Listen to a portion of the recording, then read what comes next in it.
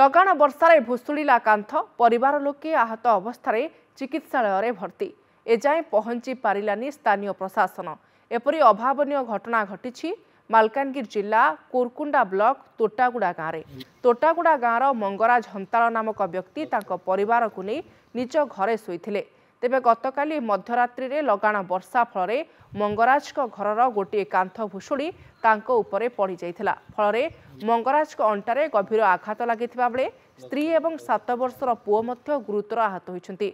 गाँ लोकों सहायतार आहत मंगराज एवं तांको परिवार को प्रथमे गुम्मा डाक्तरखाना चिकित्सा पर जिला डाक्तरखाना को स्थानांतर करा जायछि।